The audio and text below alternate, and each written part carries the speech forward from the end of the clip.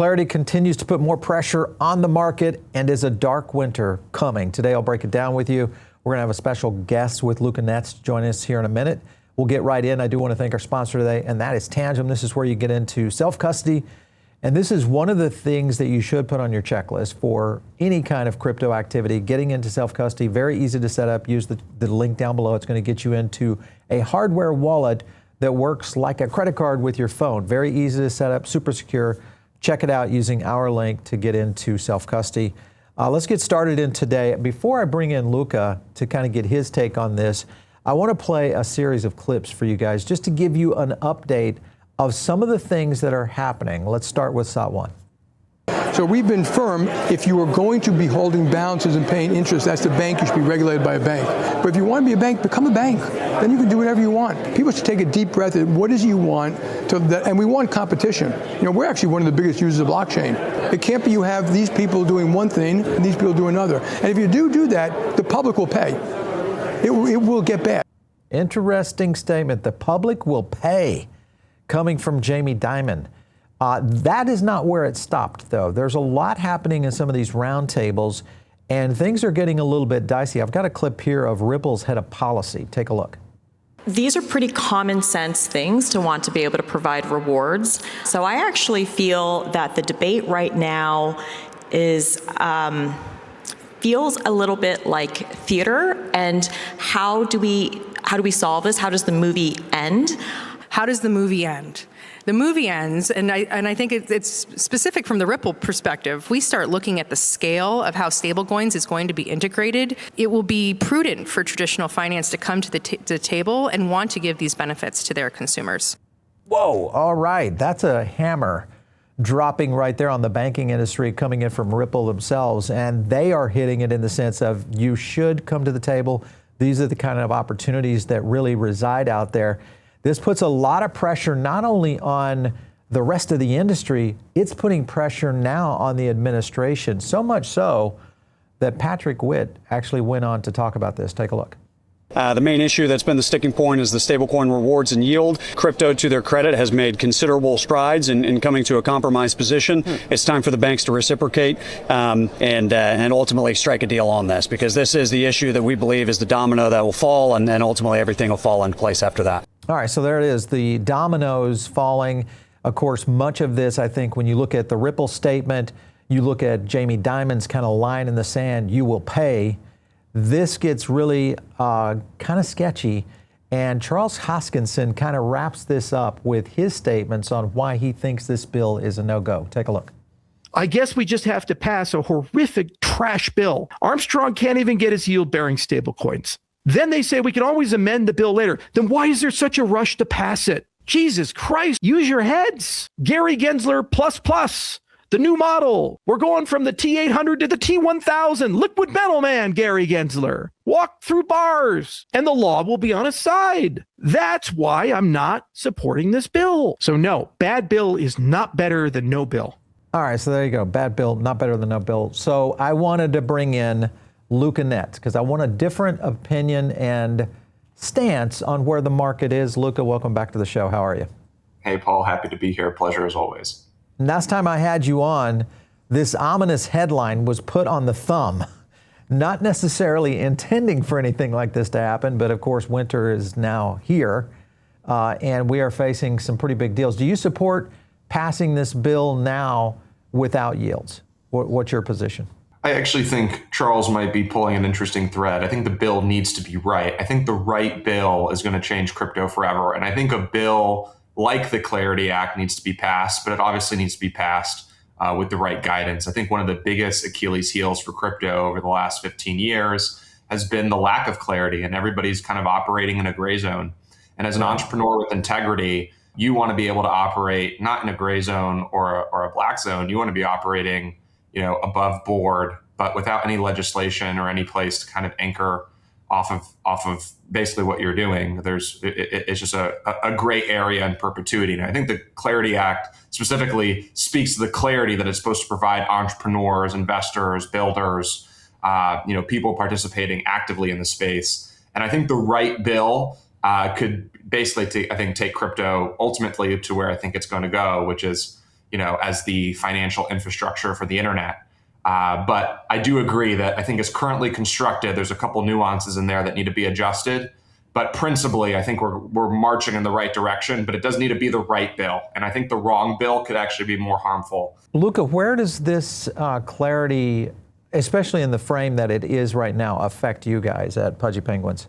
The parts that I think are getting pushed back, specifically from the exchanges and some of the big financial movers, aren't necessarily as relevant to us. I'd probably say as currently constructed, it would be something that I think would benefit us in the sense of being able to delineate what an NFT, what category a meme coin falls under, et cetera. There's already language in there that is beneficial towards us. But I think being beneficial towards Pudgy Penguins and harmful to some of the biggest institutions is not necessarily, I think, positive EV for all of crypto. And so though I think as currently constructed, it puts us and gives us the clarity that we need based on our organization's wants and needs, I think it does harm some of the bigger institutions. And this definitely needs to be a legislation that raises all the tides, not just one. When you look at the opportunity here, when you think about things you guys could do, especially maybe around revenue sharing mechanisms for Pengu, that is one of the utility components that we've started to see other projects really lean into.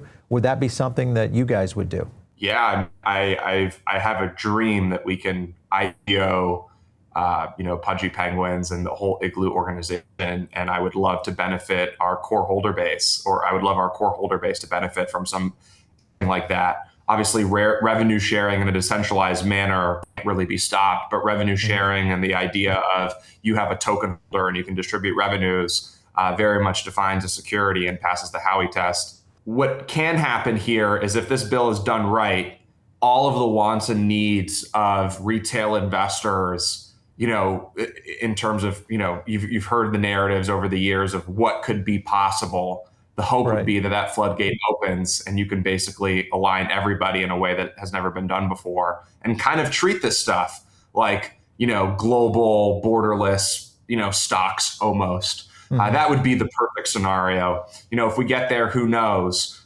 There's definitely some language in there that moves us in the right direction.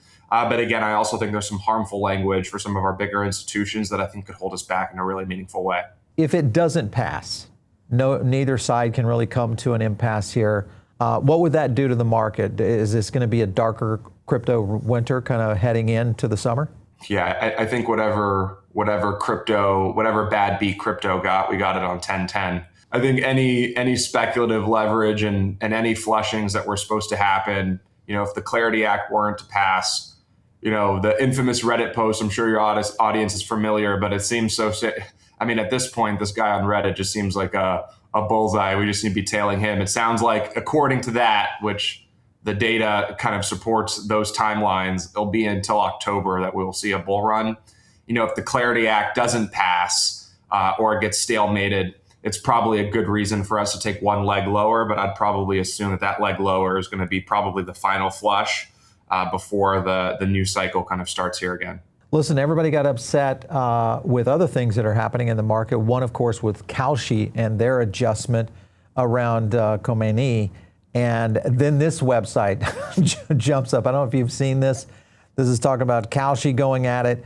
And this is a problem because it's creating this new narrative out there. And it's like as if projects are actively trying to take yields. And now we've got the US government trying to take yields off of stablecoins.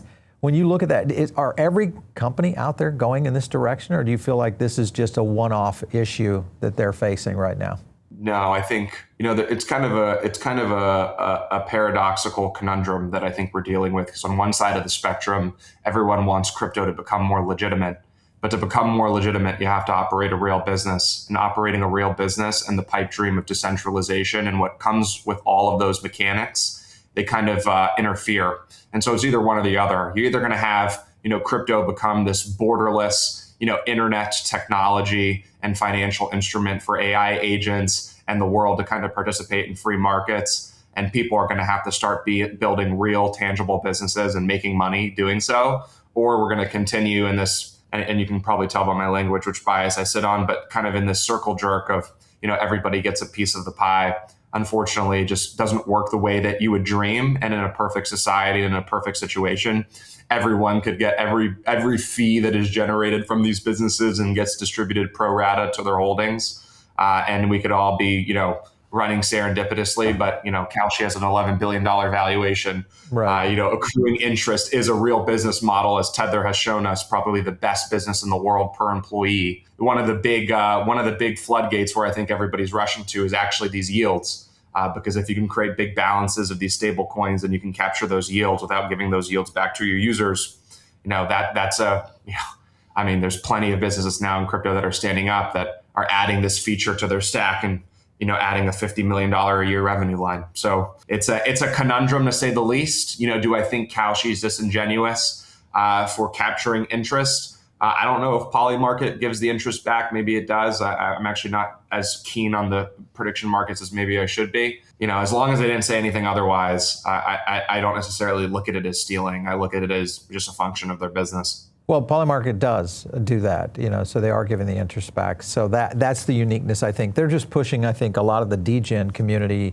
into the arms of Polymarket, really, if you look at what has happened with Kalshi.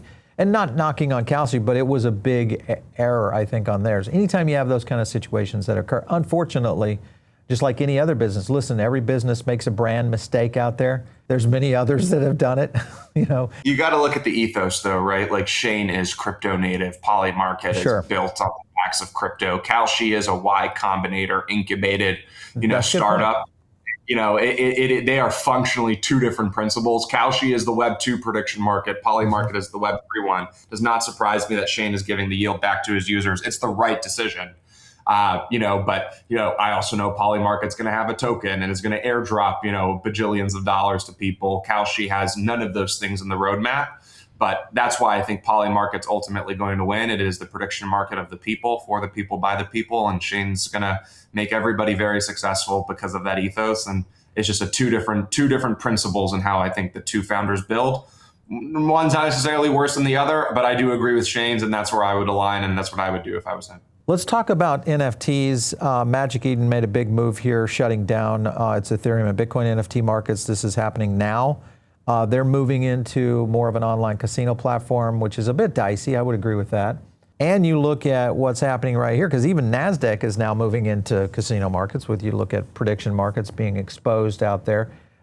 Are NFTs officially dead, or do you feel like this is just a next evolution that the market is developing? No, I think the NFTs are going through its 4-year bear cycle, and we're probably at the end of it. Now, I will, steel man the argument, or at least I'll create the argument as to why somebody might think they're dead. TCGs are going through the roof, trading card games, Yeah. Pokémon, Yu-Gi-Oh, sports cards, and the lot. And last time we saw the physical collectible market do what it did, NFTs ran with it and went even more parabolic. So there's definitely a discrepancy. But I think, to be frank, crypto in general, altcoins, and outside of the big couple of tokens and the couple outliers in the altcoin market, it's been a jaded market these last couple of years. Even I think most people can't even believe the bull market is over, at least for probably the next couple of months, because it didn't even feel like a real bull market. But at the end of the day, I think digital collectibles will win. The collectible market is, I think, a $50 billion, $500 billion market. 1% of it is digital collectibles. 99% of it is physical, yet digital collectibles have no inauthenticity issues, no spoofing issues, no friction when buying or selling.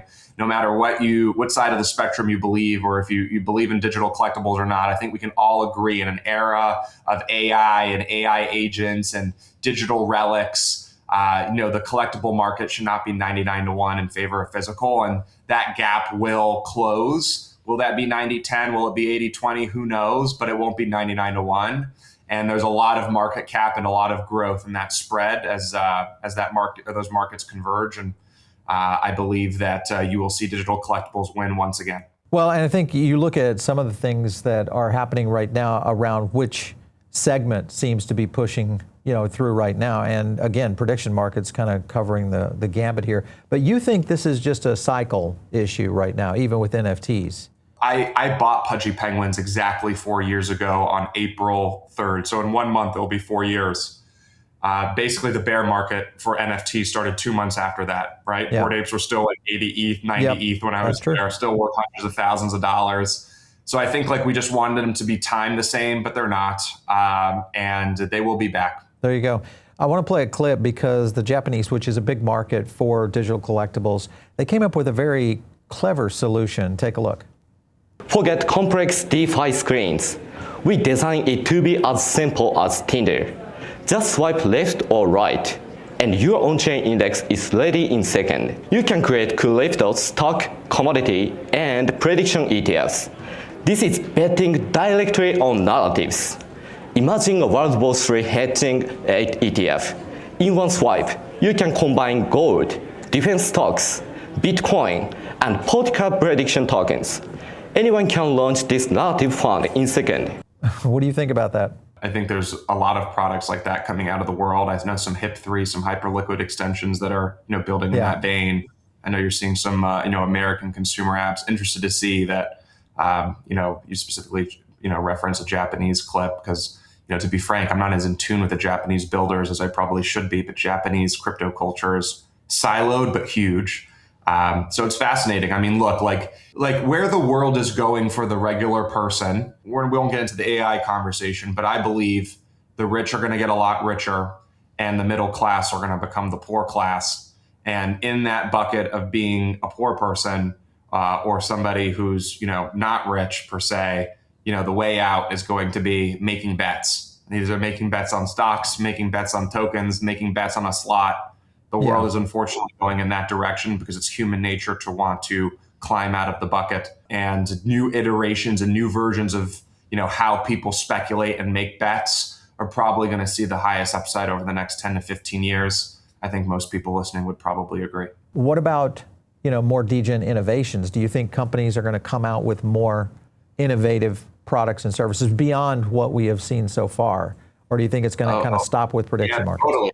That's where the TAM is going to grow because I think the amount of people who are going to become degenerates is going to increase substantially. But to capture their mind share, you're going to have something interesting, right? And something novel. And that's where I think people are going to innovate. All right. Well, I'm in agreement with you with that. I think innovation is going to start there because you're going to see such a coalition of so many people coming into that. We're going to go into a lightning round with you. Quick questions. Give me your yes, no. Pudgy should represent retail in the Clarity Roundtables. What do you think? Yes. I think so too. I think you guys have a definite line on where retail sentiment is, the power of the people. So we need to get you in DC a little bit more. Stablecoin fight should be decided in Mortal Kombat. In a perfect world, yes. In a perfect world, that would be the only way to do it, right? Survival of the fittest. I'm with you on that one too. I think we're both in agreement. Magic wand, what would you vanish? Melania? These are fun. We think too much alike on these. Mr. Beast and Luca, you're going to do a collab in 26. What do you think? Maybe. I'd put yes. Why not? Oh, yeah. All right. So, Jimmy, I know you're watching. So we're going to put you right there with Luca. And we got a collab brewing. That'll be an interesting one, too. It'll definitely be creative. Base app was an epic fail. We all know that. Any future attempt will be made with bad taste. Base app was a fail, but I hate saying that amazing builders fail because I think they're the best. But elephant in the room is it did. And I've failed many times. I've pointed 10 things that I've failed at. So it was a fail. Any future attempt will be made with bad taste. I would say yes, up until their recent hire. They hired a new head of design, consumer product app guy. My creative guys are saying they just hired one of the best guys in the world. I believe them. So yes, on the first question, I think even the biggest base bulls would tell you that, and the future ones will not be made with bad taste because I think they hired the right guy to make sure that the future builds are tasteful. Okay, well, that is news to me because I was not aware of that. I talked to quite a few of the Coinbase guys, so if they were able to snag a big hire, okay. In a world, and you'll appreciate this, but in a world with AI, taste and distribution are the only modes. Huge. Right? Yeah. Code huge. is no longer the thing. Do you have taste and does it look good? Those guys are going to be worth their weight in gold. That is so true. That is so true. Meta builds a better crypto social app than Coinbase by 2030. So we got a few years here, but do you think we'll see a good crypto social app come from one of the majors? I know not from one of the majors. I think you're seeing it right now in FOMO. TryFOMO is probably the best crypto social app ever made. And I think these guys are going to win by a Texas mile. Coinbase does not build good product. They're infamous for not being good product builders. So I just don't believe Meta is going to build a just trading social app. But if Meta were to do it, they would do it 100 times better than Coinbase. I'll say yes and yes. All right, we got that one. Okay, here we go. Crypto Twitter is losing degen sentiment with every new policy. Have you been watching all the drama on Twitter? I have, but it might be a good thing. Yes, it is. Oh, really? Some of these policy changes will turn, I think, more of the bad actors away than it will turn the good actors away. So I think you will filter out more negatives than lose on the positives. Because I'm on the fence of that they're losing some degen sentiment, but it might be losing the right degen sentiment, which is only a certain sector, because there's a lot of really good quality degen sentiment out there, as well as projects that are true and very innovative. And I think those are the ones that can really win here. So maybe to your point, what they're doing over there could be on cue. CZ should be in charge of crypto Twitter policy. Probably not, no. Somebody should be in charge of crypto CT Twitter policy, but I think CZ would tell you he's not the right guy for it. That's why. But we need someone native. We need someone native in there to that. Who is more convincing? Corpo, Degen, Vlad Tenev? Yeah, okay. I'm going to agree with that. Vlad's definitely more convincing on that. GTA features in-game prediction markets. You think it'll happen? Yes. Okay. All right. We're in the same book. Here's a couple more. Hopefully North Korea hacks World Liberty Fi. No. No hacks. Some guys might not like them. I love those guys. Why do you love them? Why do you love them? Because I think they're actually trying to do it the right way. And I think you saw that with USD1. I think USD1 really flipped, public perception on how people look at World Liberty Fi, because it's very clear they're trying to build a huge and real organization and not just trying to, play off the Trump name.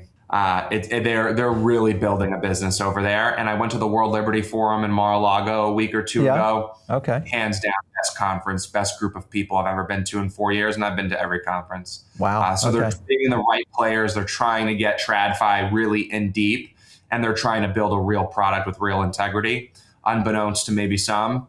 But I am a huge supporter. Interesting. Okay. Government could claw back some locked Trump tokens here and airdrop them as a memes relief status. What do you think? It would be funny. I'm going to be honest. That would be a good move.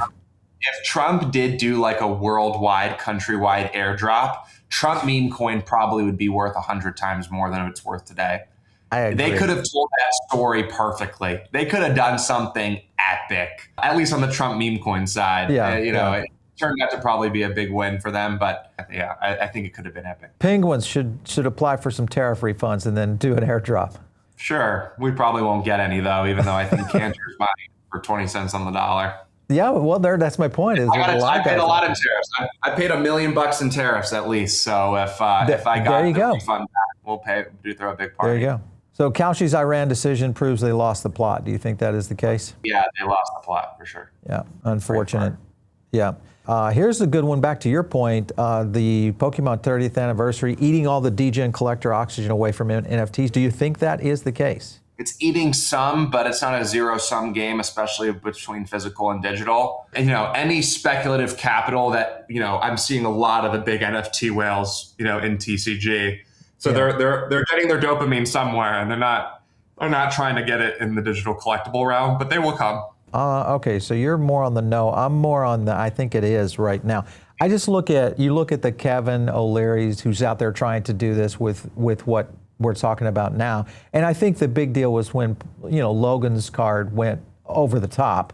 It changed the game a little bit for everybody. Yeah. They just look at it different, in terms of a class of assets like that. All right, so we got a video. We're going to play it, and then I want to get your opinion because you're a good brand guy. You can pick this stuff out. Is it genius or epic fail? Let's play that video. The video posted on Instagram now has more than 3 million views, and take a look at the moment everyone is talking about, the Big Bite. I love this product. It is so good. Here we go. First, holy cow. Quarter-pound patties, a delicious Big Arch sauce. Some sort of cheese product. First of all, let's try to get this thing, I don't even know how to attack it. Got so much to it. Yeah, try and wrangle it, Chris. It's out of control. All right, the moment of truth. That's a big bite for a big arch. Not shot, this shot. You see him flutter his eyes. So there's actually a little bit of stress there. It's distinctively McDonald's. Only McDonald's could do this type of burger. People are now reenacting them with surprising accuracy. Chris K here, CEO of McDonald's. Chris K here, and I got it. We've tested this product and humans love it. And I gotta say, it's authentically McDonald's, but distinctly Chinese. Distinctly. And cut. Scoop, spit, swoop. Maybe he's a vegan. Maybe that's what he is. This is something y'all could have kept in the archives because we the people did not need to see this. So there, okay, it went viral. Hey, if that's one thing, you got to say, I don't know if it was genius. Do you think it was? Nothing genius about it. Nothing genius. Epic fail. Okay, all right. Without making them look like a bunch of drones. And you asked that guy if he would have done that video again, he would have said, hell no. So trust me. So I don't know. I saw this video and I saw some guys trying to spin it like it was genius. And I just couldn't believe that anybody was trying to spin it like it was genius. The food looked like trash. He looked like a drone without a rotor, right? Yeah. And like, there's nothing genius about it outside of some free impressions. But I guess the genius guys, the argument that they were making was all impressions are good impressions. I don't think that video. Not necessarily. Well, okay. Well, we have a fix for that. We think Pudgy and McDonald's should do a campaign. What do you think? 100%. 100%. You can go fix this problem. Yeah. I like it, Luca. I'm on your side there, man. That would be an epic one if we can let the creatives in the room, as they say. We got to get it done. Let's get it done. I like it. Hey, I'd love to get your take on this because a lot of times we get talking heads from DC and lobby groups and all that, but we want people who are in the trenches to tell us a little bit what's happening out there in the market. So thanks for coming in today. We appreciate it. Thank you, Paul. Pleasure as always.